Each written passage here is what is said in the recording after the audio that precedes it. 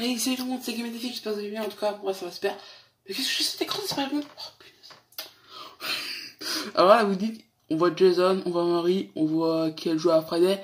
C'est pas la bonne fenêtre, c'est celle-ci. 15 énigmes difficiles qui vont vous rendre fou. On va essayer de se mettre en plein écran. Alors là, j'ai vu souvent Sora de nous en faire. Je me suis dit, il bosse avec, pourquoi pas moi?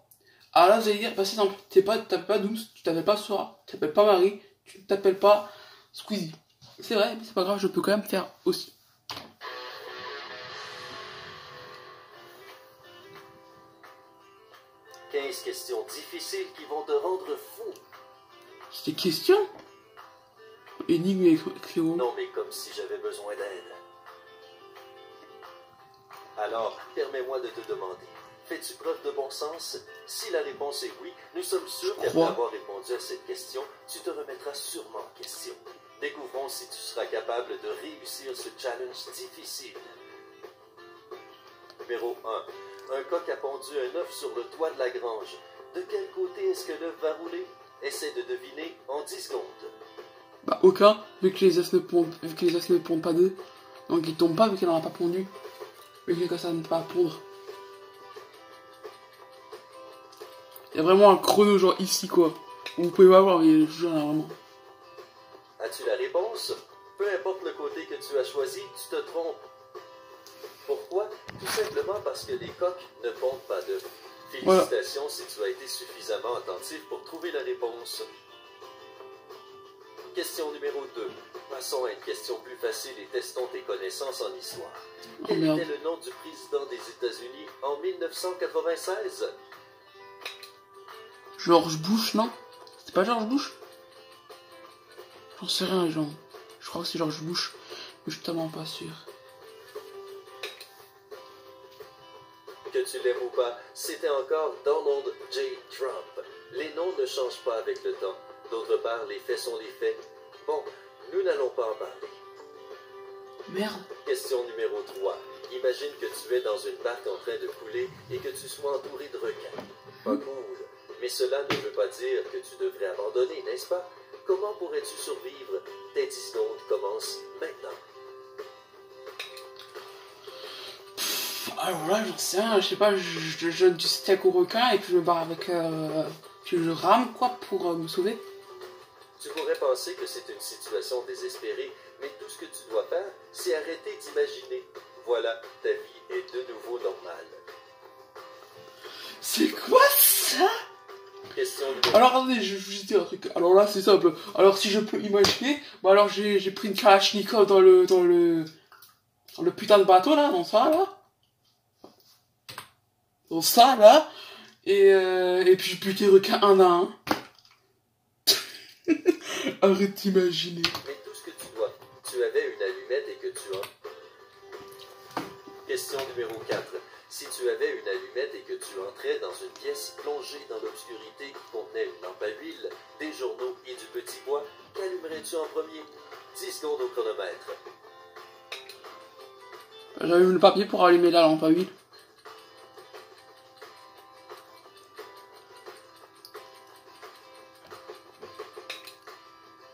Tu n'as pas besoin d'y réfléchir pendant trop longtemps. Tu as déjà fait ton choix en allumant l'allumette au début. Question numéro 5. Le père de Larry a 5 fils appelés 10, 20, 30, 40 et... Quel est le prénom du 5e fils? Le temps file.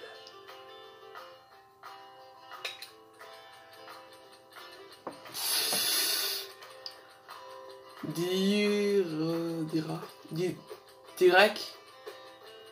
Un Mike.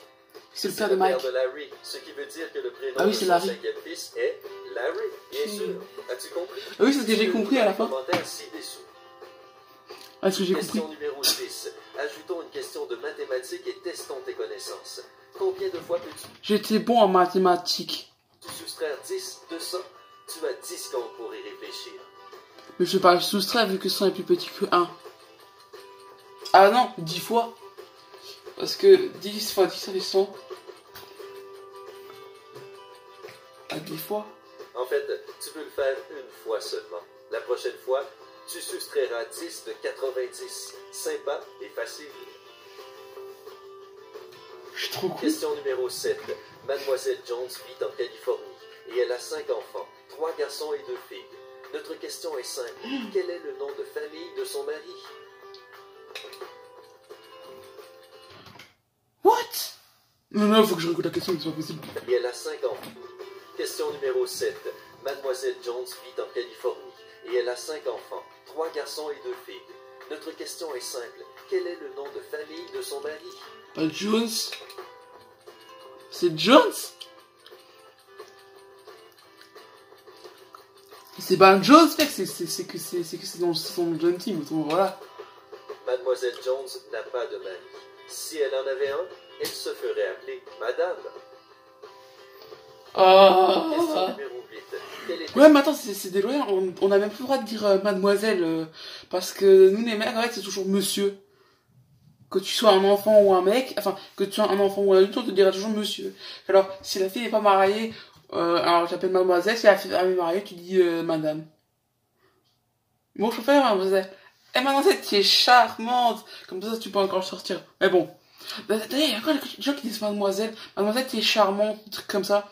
Les gens, on n'a plus le droit de dire mademoiselle. Qu'est-ce que vous faites encore avec, avec ces vieilles phrases? C'est la plus grande montagne du monde avant que le mont Everest ne soit découvert. Il est temps de trouver la réponse. Bah, c'était quand même elle. Enfin, non. Mais c'était elle, c'est juste quand elle n'était pas encore découverte, c'est tout. C'est ça? C'était toujours le mont Everest. Il a toujours été là, même avant qu'il soit officiellement découvert. Boum! D'ailleurs, si tu veux tester tes capacités avec des questions encore plus difficiles, découvre une autre de nos vidéos juste ici. Elle contient des questions issues d'entretiens d'embauche de Google que seules les personnes les plus intelligentes peuvent résoudre. Ne manque pas cette vidéo. Question numéro 9. Il ira la voir Un après, je garçon pense. et un docteur sont à la pêche.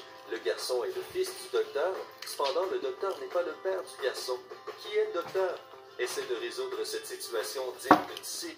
Attends. Un garçon et un docteur, c'est à la pêche, le garçon et le fils du docteur. Cependant, le docteur n'est pas le père.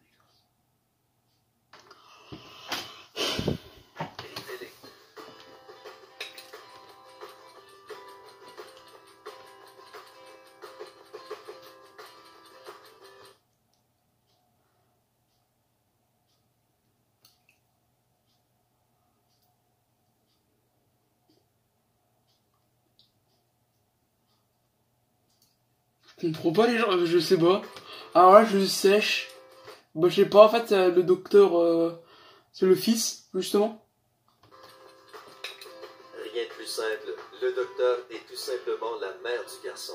Si tu n'as pas trouvé la réponse, ne t'inquiète pas. Testons tes capacités avec une autre question. C'est quoi la question, frère? On dirait pas genre les questions genre que tu poses en colonie de vacances et que tu fais chier ton groupe de potes parce que tu peux faire les dormir parce que tu dois répondre à la question. Question numéro 10. Un singe, un écureuil et un oiseau font la course jusqu'au sommet d'un cocotier. Selon toi, qui aura la banane en premier? Le singe, l'écureuil ou l'oiseau? Bah aucun, parce que là, il n'y a pas de banane dans un palmier. Sans un bananier.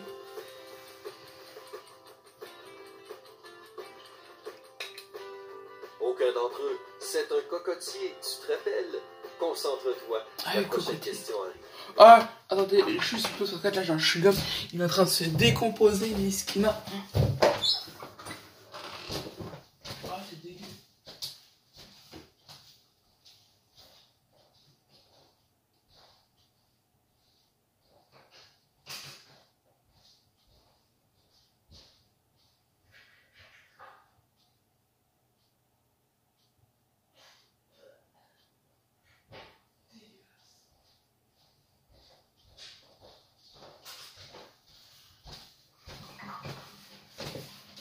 Les gens, alors vous dites putain il est tellement gros froid qu'il fait bouger tout n'importe comment, je suis en marchand et là putain vous allez et pour Pascal bruit je m'en fous, ok. Le mec il s'auto-lâche, c'est bon, Question numéro 11. c'est juste avant dégueu. Un homme affirme qu'il peut prédire le score exact de n'importe quel match de football avant même qu'il ne commence. Et étonnamment, il a toujours raison. Comment est-ce possible? Il est peut-être voyant. Qu'en penses-tu? C'est des rediffusions en fait. Donc forcément, il connaît à l'avance. Donc c'est des rediffusions.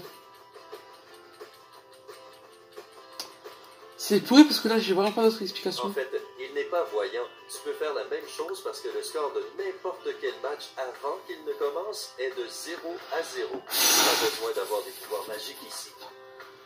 Ah oui, quand même. Question numéro 12. Tu participes à une course et tu passes devant la personne qui était en deuxième place. À quelle place te trouves-tu maintenant? Tu te trouves à la deuxième. Parce que tu passes devant la deuxième, et donc toi tu deviens deuxième, et la personne qui était deuxième avant devient troisième. Complication compliquée? Enfin, explication compliquée, mais bon. Non, tu n'es pas encore le premier. Tu es passé devant le coureur qui était deuxième et tu as pris sa place. Ce qui veut dire que tu es seulement à la deuxième place maintenant. Difficile. Voilà, j'avais raison. Question numéro 13. Tu conduis un bus avec 10 personnes à l'intérieur. Ouais. Au premier arrêt, 4 personnes descendent et 2 personnes montent.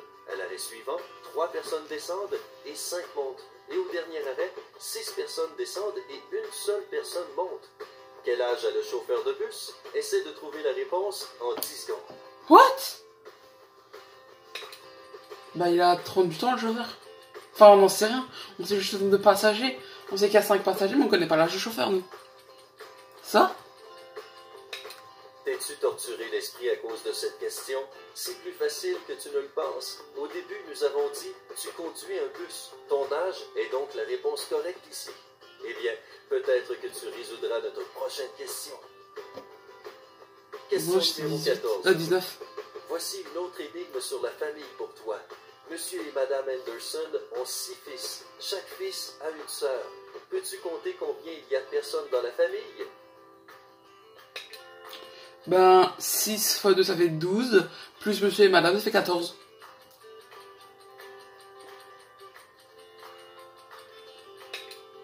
Les Anderson forment une famille de 9 personnes. Comptons ensemble. Il y a 6 garçons. Chaque garçon a une sœur. Ce qui fait une personne supplémentaire parce que c'est la même sœur pour chaque garçon. Et enfin, les parents. Cela donne un résultat de 9 personnes. As-tu compris? Ne t'arrache pas encore les cheveux. Nous avons une dernière question pour toi. Je vais pas m'arracher les cheveux, par contre, je vais m'arracher une joue, hein. Je vous jure, je vais m'arracher la joue là, comme ça. Je vais faire, vous voyez, ça, c'est la joue d'un humain. Donc, c'est constitué de ça, ça, ça. Et la vidéo, elle va partir en steak, mon frère. Question numéro 15. Il y a eu un crash d'avion et malheureusement chaque personne célibataire à bord est décédée. Mais 2 personnes chanceuses ont survécu. Comment est-ce possible?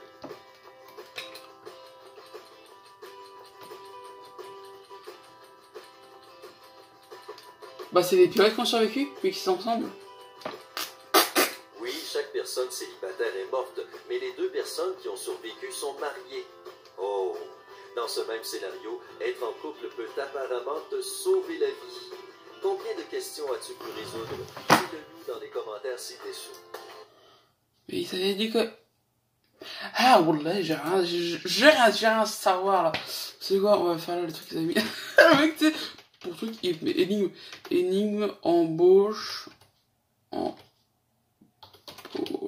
punaise, embauche, Google. Attends, oh, attendez, là, il y a juste un I. Des énigmes difficiles, non, l'intelligence, non. Ça veut dire que seul les génies peuvent faire. Ah, ça m'intéresse plus que l'autre. Allez, Cette énigme mystérieuse que seuls les génies pourront résoudre. Es-tu un fan des romans d'Agatha Christie? Non. Ou préfères-tu les thrillers modernes? C'est l'heure moderne. De te tester. Enfin, non, même pas thriller, thriller. Thriller, c'est plutôt genre des... genre politique. Moi, je suis plus horreur. Voilà, dans les films, je suis plus film horreur. Je kiffe ça, les films d'horreur. D'ailleurs, je t'ai dit dans une autre vidéo, quel serait mon film d'horreur, enfin, pour moi, comment serait mon film d'horreur par perfection. Bon, quand je dis les personnages, je dis les premières personnes qui me viennent à l'esprit. Non, je suis pas un psychopathe. Tu connais les fameux tests de QI qui évaluent ton niveau d'intelligence à partir d'une quarantaine de questions à choix multiples. Mais il existe d'autres façons de vérifier que tu es vraiment un génie. Nous avons trouvé plusieurs énigmes que seule une poignée de personnes arrivent à résoudre. Peux-tu en faire partie? Ouais. Alors teste tes aptitudes de détective avec ces énigmes. Le mec qui s'y croit trop, tu sais. Après chaque énigme, tu auras 15 secondes pour trouver la réponse. Évasion. Jack est enfermé dans une cellule avec un sol en terre et une fenêtre si haute qu'il ne peut pas l'atteindre. La cellule est vide à l'exception d'une pelle.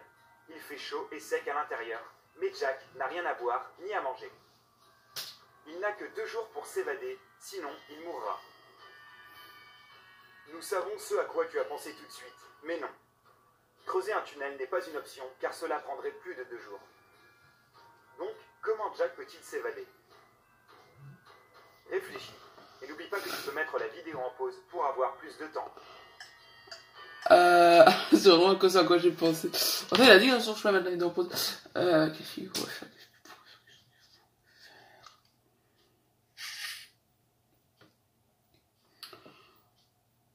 Il peut pas atteindre la fenêtre là-haut, il peut pas creuser parce que ça prend plus que 2 jours.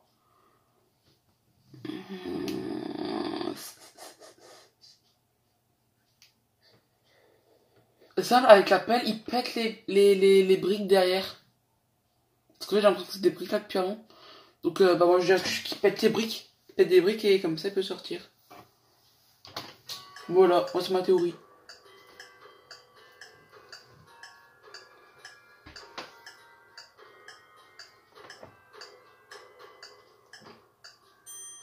Voici la réponse. En réalité, la solution est assez simple. Il faut qu'il utilise la pelle pour faire un tas de terre sous la fenêtre, grimper dessus et s'échapper. Franchement, qui enferme un prisonnier de cette façon? Moi. Le collier volé. Madame Dupont appelle la police pour le vol de son collier. Elle semble très en colère.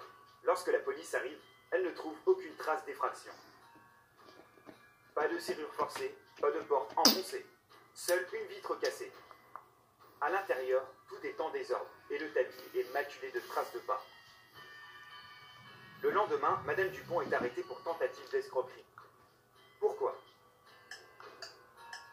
Parce que c'est elle qui a volé As-tu trouvé la solution? le collier.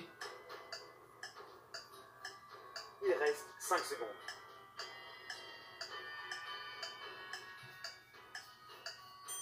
Voici la réponse. Les policiers sont certains que Madame Dupont leur a menti, car la fenêtre a été cassée depuis l'intérieur. Si elle avait été cassée depuis l'extérieur, il y aurait des bouts de verre sur le sol de la pièce. Ah bah oui. Meurtre à l'école. Alors, attendez. En gros, là, je vais vous dire. En gros, les énigmes, elles sont très compliquées. Tu te dis, mais putain, comment c'est quoi là la réponse? Et en fait, quand tu te dis la réponse, tu dis, ah bah ouais, en fait, ouais, c'est ça, en fait, ouais, c'est logique. Car en fait, non. Pour ça, c'est pas logique, Le tout jour de ça. la rentrée, le professeur de géographie est assassiné. La police n'a pas moins de 4 suspects. Il s'agit du jardinier, du prof de mathématiques, du prof de sport et du directeur de l'école lui-même. C'est quoi ça? Il se trouve que chacun d'entre eux a un alibi. Le jardinier taillait les buissons. Le prof de maths surveillait l'examen du milieu d'année. Le prof de sport jouait au basket. Le directeur était dans son bureau. Malgré tout, le tueur est arrêté sur le champ. Peux-tu deviner qui a tué le prof de géographie? Et comment la police a élucidé le mystère? C'est le prof de maths. 15 secondes pour trouver l'assassin. C'est toi. C'est le prof de maths, il a dit qu'il surveillait l'examen de milieu d'année, mais c'est pas possible vu que c'est la rentrée. C'est ça? C'est simple, non? Là, ceux qui trouvent pas, ils sont en train de dire ta gueule, c'est pas simple! L'assassin est le prof de maths. Il affirme qu'il était en train de surveiller l'examen de milieu d'année. Je pensais que c'était lui, l'assassin. Pardon. Lui. Non, on a pas sourire là! Lui. Dans ce cas, je pensais que c'était lui le prof de maths. Ah non, c'est lui le prof de maths. Bon, tant pis, c'est pas grave. Mais bon, j'ai l'impression. A eu lieu le premier jour de l'année scolaire. Voilà. Tu devrais apprendre à mieux mentir, tu ne crois pas? Ouais, j'avoue. Non, comme ça, les questions restent faciles. Un homme solitaire. Hein? Un homme solitaire vit dans sa maison dans la banlieue d'une ville. Il mène une vie tranquille. Il doit être casanier, car il ne quitte jamais sa maison très longtemps. D'accord. Un vendredi d'été, le facteur passe et appelle l'homme. Aucune réponse dans la maison. Le facteur regarde alors par la fenêtre et, oh non, aperçoit l'homme dans une flaque de sang. Lorsque la police arrive, elle trouve le journal du mardi, 2 bouteilles de lait tiède et 1 bouteille de lait frais. Le lendemain, l'assassin est arrêté. Peux-tu deviner comment la police l'a trouvé si facilement? Qu'en penses-tu? Il reste 5 secondes. Ils ont dit qu'ils ont trouvé celui-là du mardi, mais c'était un vendredi. Alors pourquoi pas celui-là du mercredi? As-tu déjà la réponse? Donc forcément c'est le truc. On peut croire en fait j'ai vu les énigmes à l'avance, je vous jure que non. Je sais qu'il y en a 2, 3, genre celle-là je connais pas mais je trouve simplement l'évident. Et il y en a d'autres, les compliqués je Le le savais. coupable est clairement le facteur. Bah ouais, Il savait que personne ne lirait le journal le mercredi et le jeudi. bah ouais. C'est pourquoi il n'est revenu que le vendredi. Voilà, merci monsieur. Les 2 gélules. Oh non. Un tueur en série a une façon particulière de tuer ses victimes. Il les kidnappe et leur fait choisir entre 2 gélules. L'une des 2 est inoffensive et l'autre est mortelle. La victime en prend une et le tueur prend l'autre. Le même schéma se répète chaque fois. La victime avale sa gélule avec de l'eau et meurt. Tandis que le tueur survit. Comment fait-il pour toujours se retrouver avec la gélule inoffensive? Bonne chance, le compte à rebours est lancé. Bah c'est là que j'ai comme ça on la raconte pas parce que Squeezie avait la même en première question dans sa vidéo.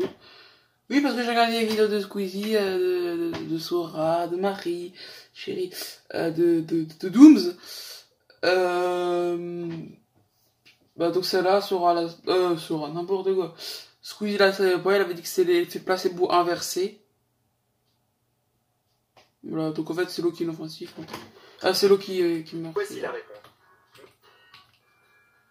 Un matin d'hiver, une tragédie survient. Jean retrouve son ami Jacques mort dans sa maison. Jean appelle la police et leur déclare qu'il passait simplement par là lorsqu'il a décidé de lui rendre visite. Il a toqué et sonné pendant longtemps, mais sans réponse. Peut-être Jacques n'était-il pas chez lui? Mais Jean pouvait apercevoir de la lumière à travers une fenêtre givrée. Il a alors soufflé sur le verre et a vu Jacques étendu par terre. À la surprise de Jean, la police l'arrête pour le meurtre de son ami. Pourquoi? Tu as 15 secondes pour le deviner. Mais Squeezie avait aussi ça là, mais putain, c'est pas possible. Apparemment, Héral, pire, l'énigme numéro 1. Les produits chimiques.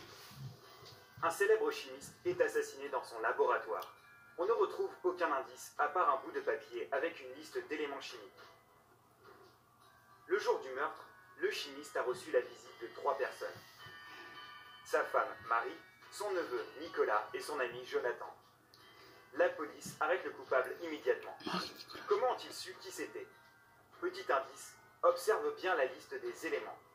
Carbone, oxygène, nickel, lantane, soufre.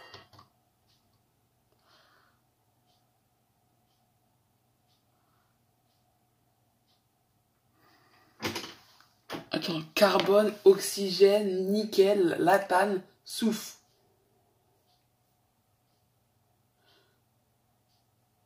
Avec nickel, tu peux faire Nicolas. Et avec latane, tu peux faire Jonathan. Donc j'ai que c'est Nicolas et Jonathan.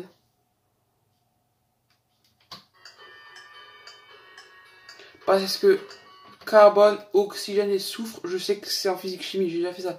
Mais j'ai jamais utilisé du nickel et du latane. Lantane.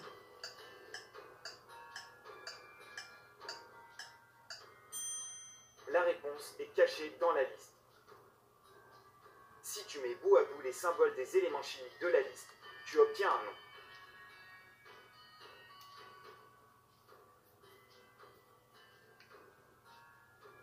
Nicolas. Ah, c'est ça qu'il fallait faire.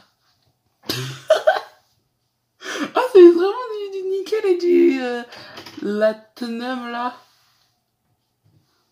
C'est pas possible, mon frère. Bon, ouais, j'avais raison, c'est Nicolas quand même, parce que j'avais dit Nicolas. Bon, c'est pas de la bonne manière, mais c'est pas grave.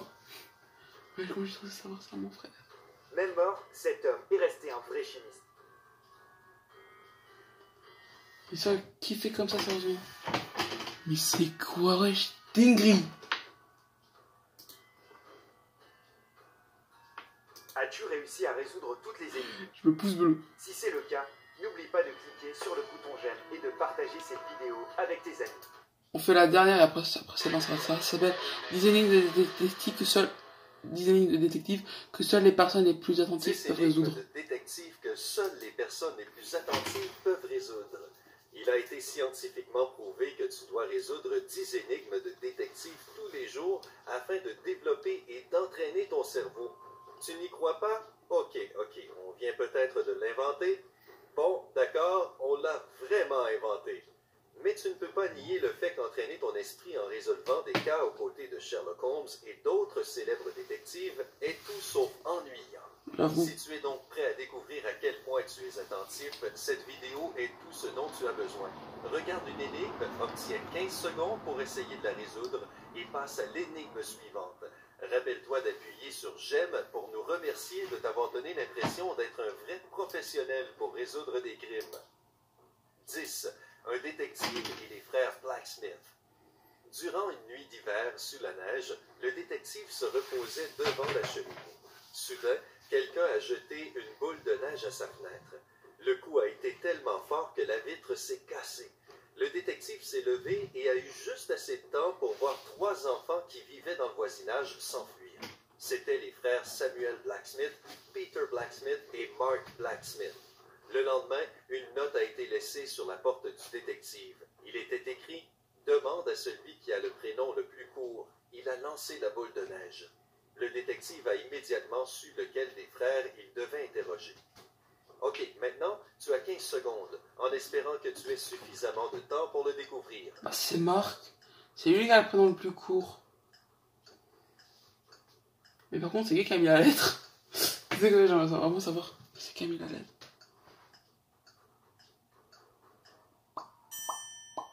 Qui a jeté la boule de neige? Le frère responsable de la vitre cassée est Mark. Son prénom est plus court que celui de ses frères Samuel et Peter. J'avais raison. 9. Chambre d'hôtel. Une femme était dans sa chambre d'hôtel quand quelqu'un a toqué à sa porte. Quand elle l'a ouverte, elle a vu un homme inconnu. Il avait l'air surpris et il a dit « Je m'excuse, je croyais que c'était ma chambre. » Il s'est retourné et s'est dirigé vers les ascenseurs. Cependant, la femme est retournée dans la chambre et a appelé la sécurité. Pourquoi était-elle si suspicieuse? Je veux écouter ça. Chambre et a tourné et il sa porte. Une femme était dans sa chambre d'hôtel quand quelqu'un a toqué à sa porte. Quand elle l'a ouverte, elle a vu un homme inconnu. Il avait l'air surpris et il a dit « Je m'excuse, je croyais que c'était ma chambre. » Il s'est retourné et s'est dirigé vers les ascenseurs. Cependant, la femme est retournée dans la chambre et a appelé la sécurité. Pourquoi était-elle si suspicieuse?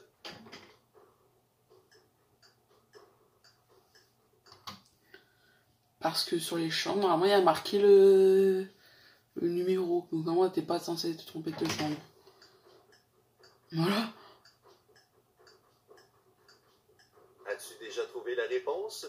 Le temps est presque fini. Je suis pas sûr que ça ferait, mais bon, je suis content. La femme a logiquement pensé que si l'homme pensait que c'était sa chambre, il n'aurait pas toqué à la porte. Ce genre de comportement est typique chez les criminels qui entrent dans les chambres d'hôtel et volent tout ce qu'ils peuvent. Ils toquent aux portes pour être sûrs qu'il n'y a personne à l'intérieur. 8. quoi, ça? Suicide ou meurtre. Un détective vient sur une scène de crime. Un homme s'est soi-disant suicidé en sautant d'une fenêtre d'un bâtiment abandonné. Le détective va à l'intérieur du bâtiment au premier étage, dans la pièce donnant sur la façade du bâtiment. Il allume une cigarette, s'approche de la fenêtre qui fait face à l'homme mort, l'ouvre et jette la cigarette. Puis, il va au deuxième étage et fait la même chose. Il continue jusqu'à être allé à tous les étages et avoir répété la même action encore et encore.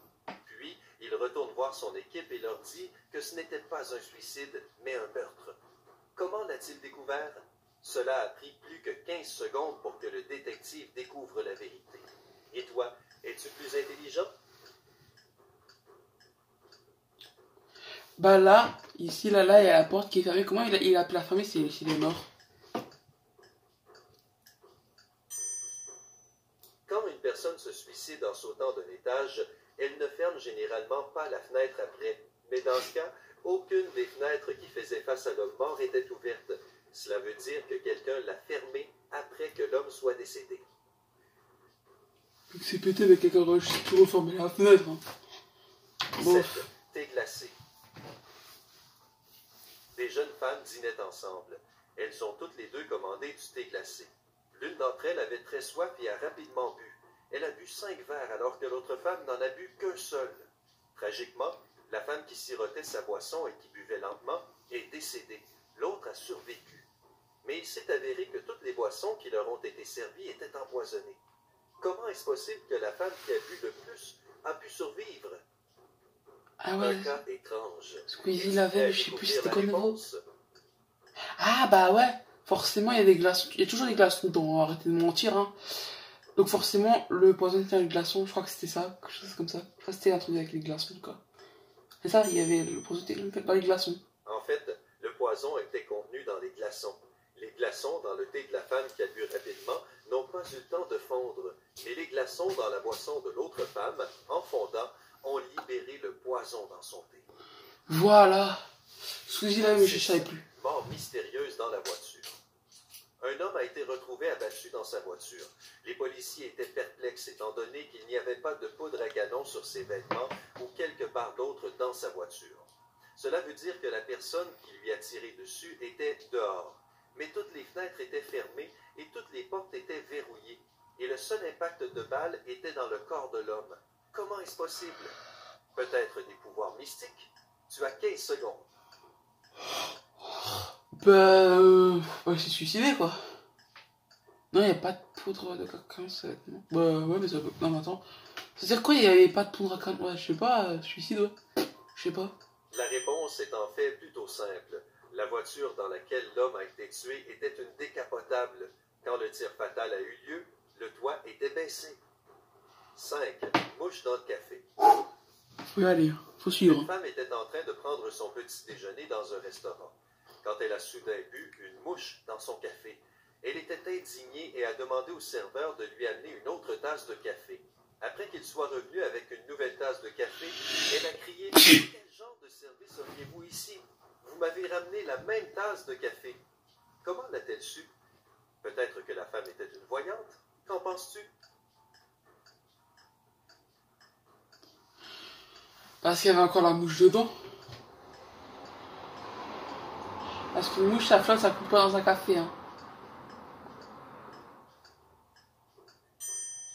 Elle avait déjà mis du sucre dans sa première tasse de café.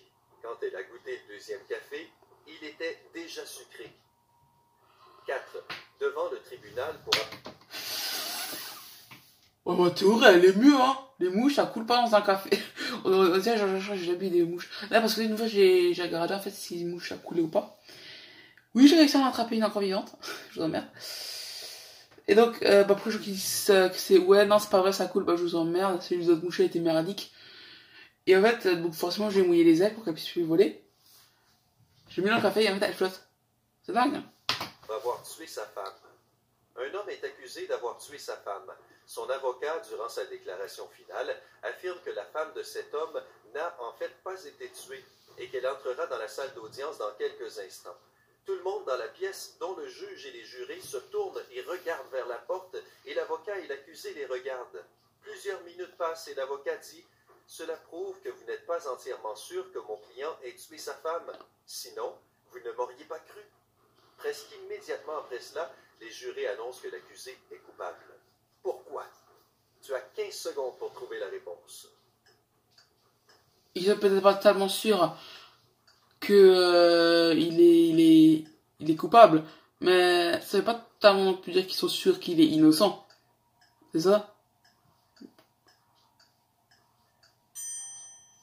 L'homme qui a été accusé n'a pas regardé la porte.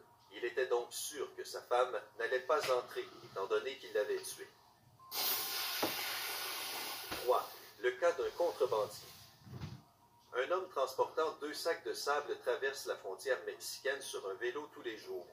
Les agents des douanes vérifient régulièrement les sacs et ces derniers contiennent toujours du sable.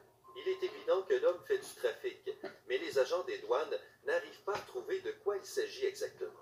Étant donné qu'ils n'ont aucune preuve, l'homme traverse la frontière sans aucun problème.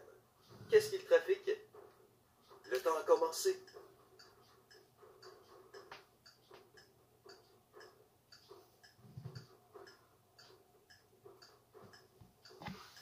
Bonne question, je sais pas. Je sais même pas quoi proposer, c'est ça le pire.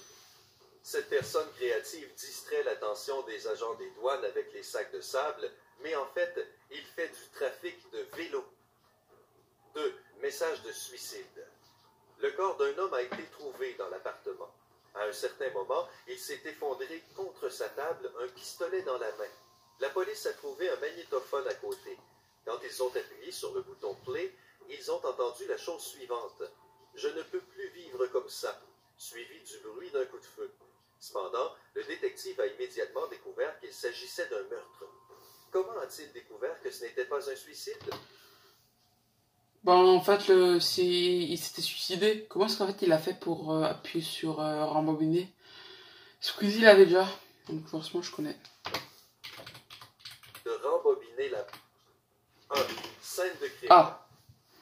Un homme a tué sa femme dans leur voiture. Il a utilisé un couteau qu'il a ensuite jeté dans un gouffre dans lequel personne n'allait le retrouver. Il a enlevé le corps de sa femme de la voiture. Il a été très prudent et n'a laissé aucune empreinte. Après cela, il est rentré chez lui. Quelques heures après, il a reçu un appel de la police.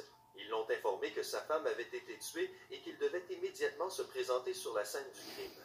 Cependant, dès qu'il est arrivé sur place, il a été arrêté pour meurtre. Comment est-ce que la police a réalisé que c'était lui le coupable? Et voici 15 secondes pour toi. Prends ton temps. Ah, je sais, ils ont pas dit où c'était. Donc si c'était le meurtrier, c'est forcément où il allait. Donc quand ils ont remarqué, en fait, ils lui ont pas dit le lieu et qu'il est arrivé quand même, ils savaient que c'était lui qui l'avait tué, vu qu'ils savaient où c'était, sans que la police lui donne l'adresse Le forcément. mari n'a pas été informé de la localisation précise de la scène de crime. Malgré cela, il est allé au bon endroit. Nous espérons que tu as passé un bon moment en résolvant ces énigmes. Laquelle était la plus dure à résoudre? Dis-le nous dans les commentaires et partage cette vidéo avec tes amis. Vous pouvez comparer les résultats par la suite. Rappelle-toi d'appuyer sur j'aime. Si cette vidéo rassemble 50 000 j'aime, nous préparerons plus d'énigmes époustouflantes pour toi. Pour rester connecté, Alors on va s'arrêter là les amis. Alors, Squeezie, Sora, Dooms, Marie, on fait la même. Enfin, on fait pas les mêmes questions quoi. Donc eux et moi on ne fait pas les mêmes questions. Quand je dis eux, je dis Sora, Marie, Dooms, Squeezie et Sora. Bref voilà, en gros j'ai pas fait les mêmes questions qu'eux. Je vous jure que c'est vrai hein. Et ciao.